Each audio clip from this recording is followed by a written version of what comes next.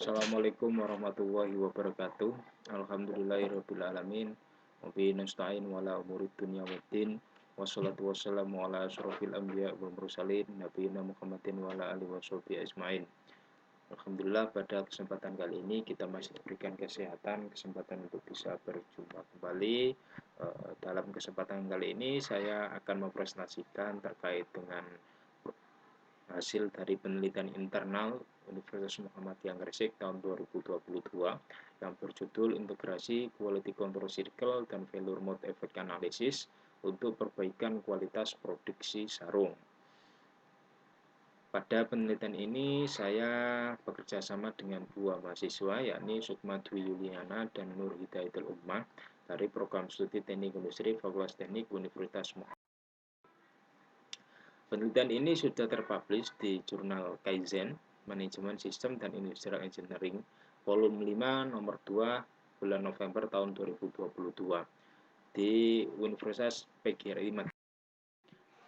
Yang menjadi trigger dari penelitian ini, yakni kita melihat dari jumlah frekuensi cacat produk dari sarung tenun alat tenun bukan mesin di UD EGZ selama bulan April 2020 hingga Maret 2021. Terlihat dari data yang dipaparkan di sini, jumlah persentase cacat itu melebihi dari toleransi yang diharapkan, yakni toleransi sebesar 5%, gitu ya. Tapi kenyataannya, realnya yang terjadi adalah melebihi dari batas toleransi. Nah, dari situlah kita coba untuk menganalisis dari quality control circle yang ada di dalam produksi sarung ATBM UDGZ ini. Nah, terkait dengan alur penelitian yang dilakukan, ya kita mulai dari studi literatur, identifikasi masalah, dan juga studi lapangan, sehingga nantinya kita bisa melakukan suatu perumusan masalah.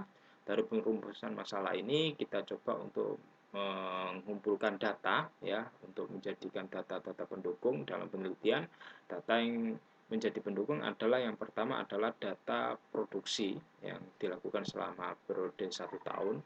Kemudian yang kedua adalah jumlah defect, dan juga yang ketiga adalah data jenis defect yang dihasilkan, itu apa aja jenis defect yang muncul.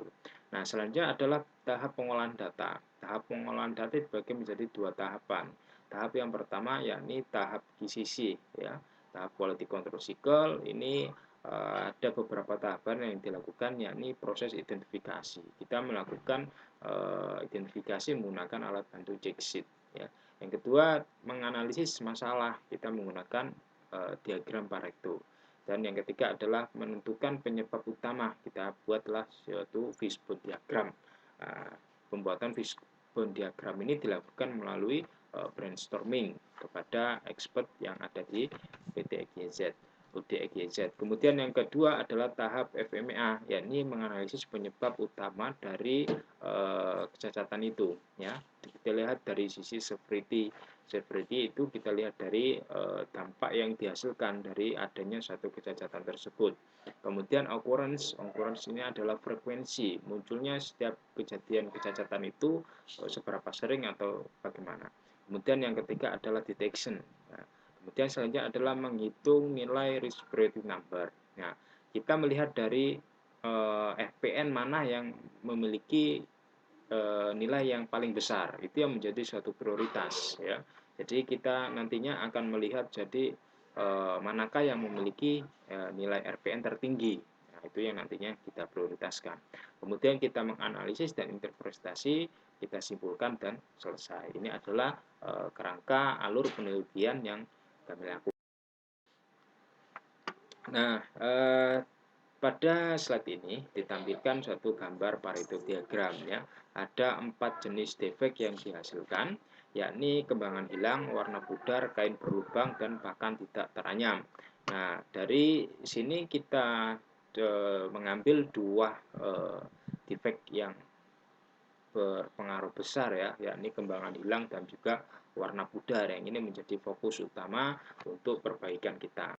Kemudian kita mengurutkan dari risk priority number yang terbesar. Kita ambil 3 RPN terbesar ini ya, dari kategori manusia, ya, skill kurang terampil, kemudian dari lingkungan, pencahayaan, dan dari manusia lagi ada human error.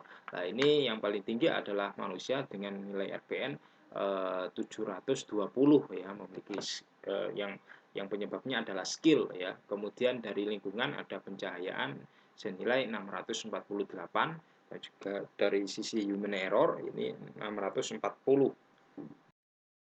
Kemudian kesimpulan dari penelitian ini, yakni terdapat 4 jenis cacat pada produksi sarung TUT EGZ, yakni kembangan hilang sebesar 33,2%, warna pudar sebesar 26,8%, kain berlubang sebesar 21,3%, dan bahkan tidak teranyam sebesar 18,7%.